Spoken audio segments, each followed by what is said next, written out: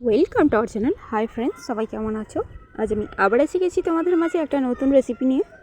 পুঁই শাক দিয়ে মসুর ডাল রান্না করে দেখাবো। প্রথমেই কিছু পুঁই শাককে আমি ভালো করে পরিষ্কার করে নিচ্ছি, গোড়াগুলো দিয়ে এগুলোকে আমি ছোট ছোট পিস করে কেটে নেব। আর তোমাদেরকে কিছু কথা বলে নিই, যারা আমার চ্যানেলে নতুন আছো তারা অবশ্যই আমার চ্যানেলটাকে সাবস্ক্রাইব করে পাশে থাকা বেল আইকনটা প্রেস করে দেবে, যাতে করে সবার আগে তোমাদের কাছে আমার ভিডিওর নোটিফিকেশনগুলো পৌঁছে যায়। আর যারা আমার সাবস্ক্রাইবার আছো তাদেরকে অসংখ্য ধন্যবাদ। আর যারা আমার ভিডিওটা ফেসবুক থেকে দেখছো তারা অবশ্যই আমার পেজটাকে ফলো করে নেবে।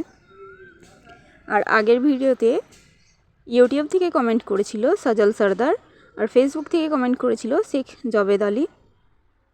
আবার কমেন্ট করবে, আশা করি আবার নেক্সট ভিডিওতে আমি সবারই নাম মেনশন করে দেব। এবার আমি একটা বড় সাইজের পেঁয়াজকে দেখো একদম হালকা স্লাইসে কেটে নিচ্ছি।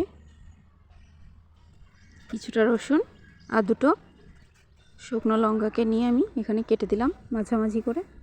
এবার এখানে আমি সামান্য সরিষার তেল দিয়ে এখানে শুকনো লঙ্কা আর রসুন কুচিগুলো দিয়ে দিয়েছি, এখানে পেঁয়াজ কুচিগুলোকে দিয়ে দিলাম। এবার আমি এখানে আর সামান্য সরিষার তেলটা অ্যাড করে দেব। এবার এগুলোকে আমি ভালো করে ভাজা ভাজা করে নেব যতক্ষণ না পেঁয়াজগুলো লাল হয়ে যায়। এখানে সামান্য পরিমাণে লবণ দিয়ে দিলাম যাতে আমার পেঁয়াজটা খুব তাড়াতাড়ি লাল হয়ে যায়। 2 চামচ মতো হলুদের গুঁড়ো দিলাম, 1 চামচ লঙ্কার গুঁড়ো দিলাম।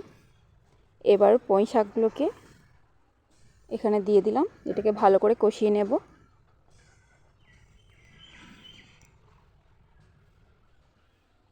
এটাকে এইভাবে ভালো করে কষিয়ে নেওয়ার পরে এখানে আমি মসুর ডালটাকে দিয়ে দেব। দেখো এবার এখানে আমি সামান্য জল দিয়ে ঢাকনা দিয়ে দেব 2 মিনিটের জন্য। 2 মিনিট পর আমি চেক করে দেখছি, দেখো আমার ডালটা অনেক ফুলে এসেছে, আর 2-1 মিনিট হলেই এটা আমার হয়ে যাবে।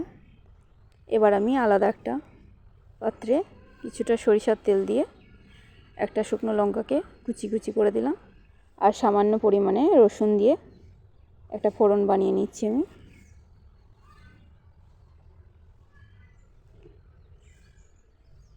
দেখো আমার ডাল প্রায় রেডি হয়ে গেছে। এখানে আমি ফোড়নটা দিয়ে দিলেই হবে। ফোড়নটা দিয়ে দিলাম, এটাকে ভালো করে মিক্স করে নেব। ভালো লাগলে অবশ্যই লাইক কমেন্ট শেয়ার করবে, আর সবাই কমেন্ট করবে। Thank you so much everyone.